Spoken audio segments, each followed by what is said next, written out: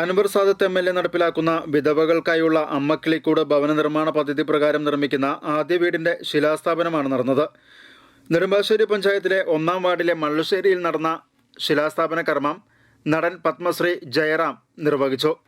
അത് എപ്പോഴും ഒരു സ്വകാര്യ ഒരു അഹങ്കാരമായിട്ട് ഞാൻ എപ്പോഴും കൂടെ കൊണ്ടു നടക്കുന്ന കാര്യമാണ്. എന്നാൽ കഴിയുന്ന സ്ഥലത്തൊക്കെ ഞാൻ ഓടിയെത്താറുമുണ്ട്.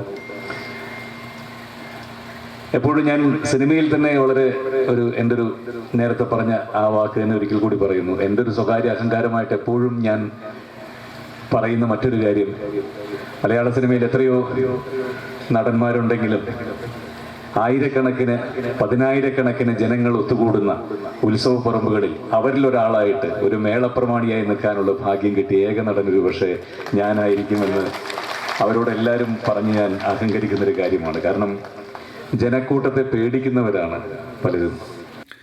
മഴുവഞ്ചേരി ഏലിയാമ്മ എബ്രഹാമിനാണ് ആദ്യ വീട് നിർമ്മിച്ചു നൽകുന്നത്. നെടുമ്പാശ്ശേരി ഗ്രാമപഞ്ചായത്ത് അനുവദിച്ച 3 സെന്റ് ഭൂമിയിലാണ് വീട് നിർമ്മിക്കുന്നത്. 6 ലക്ഷം രൂപ ചെലവിൽ 500 ചതുരശ്രടി വിസ്തീർണത്തിലുള്ള വീടാണ് നിർമ്മിക്കുന്നത്.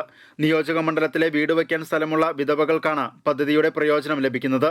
അതിൽ തന്നെ പ്രായപൂർത്തിയാകാത്ത പെൺമക്കളുള്ള വിധവകൾക്ക് മുൻഗണന ലഭിക്കും. വിവിധ സാമൂഹ്യ സന്നദ്ധ സംഘടനകൾ സഹകരണത്തോടെയാണ് നിർമ്മാണം നടക്കുന്നത്. ചടങ്ങിൽ അൻവർ സാദത്ത് MLA അധ്യക്ഷനായിരുന്നു. ജ്യോതി ലാബോറട്ടറീസ് MD രാമചന്ദ്രൻ മുഖ്യാതിഥിയായി.